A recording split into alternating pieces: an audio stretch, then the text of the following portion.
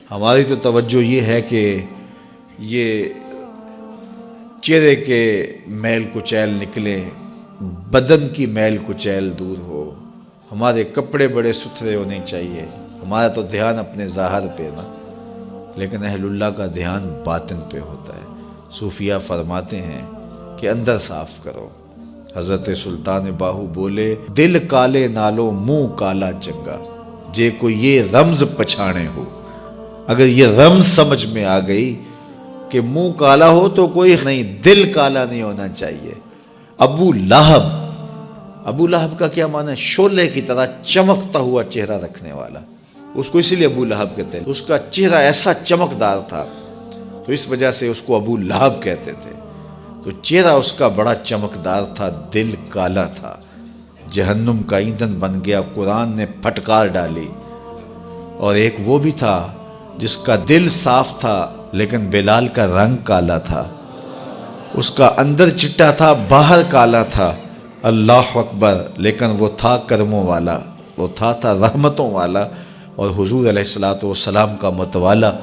تو بات باطن کی ہے، بات ظاہر کی نہیں ہے۔ ہم اندر صفائی کی توجہ نہیں دیتے، باہر کی صفائی کی توجہ دیتے ہیں۔ پہلے اندر صاف کر لیں، اندر صاف ہو گیا تو پھر باہر بھی صاف کر لیں۔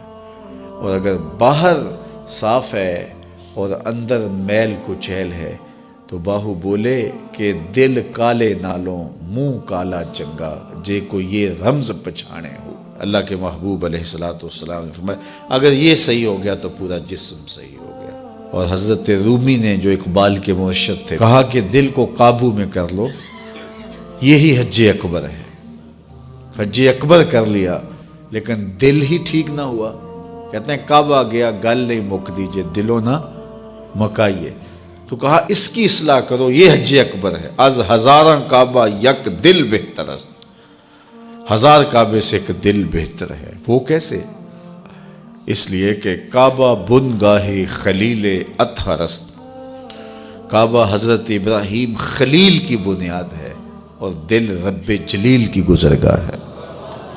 اس لیے اس کی پاکیزگی کا سامان کریں، اس کی طہارت کا سامان کریں۔ آپ کسی کو بلائیں اور میلی کچیلی جگہ ہو، جہاں گندگی پڑی ہو، غلاظت پڑی ہو، تو آپ کا کوئی عزیز مہمان آئے اس کو بلا کر کے لائیں تو وہاں بیٹھے گا؟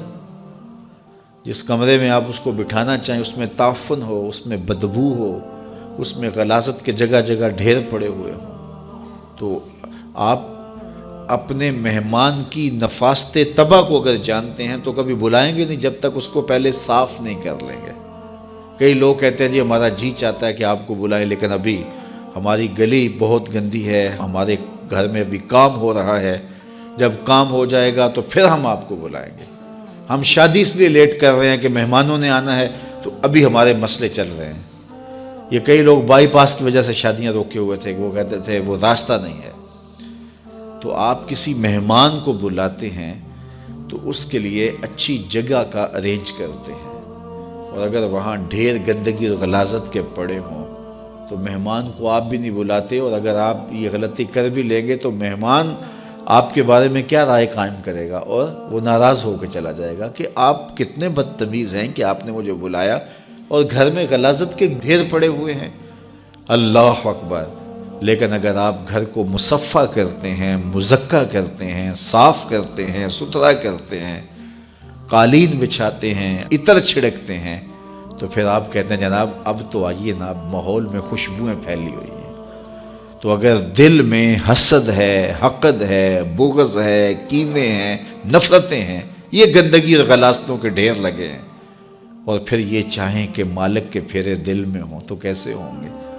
وہ تمہارے دل میں، میرے دل میں آئے گا جب دل میں اتنی غلاظتیں پڑی ہوں گی؟ نہیں، یہ سارے ڈھیر اٹھائیں، دل کو مزکہ کریں، مصفح کریں، پھر اشکوں کا چھڑکاؤ کریں۔ اللہ اکبر! پھر پیار کے مخملی قالین ڈالیں۔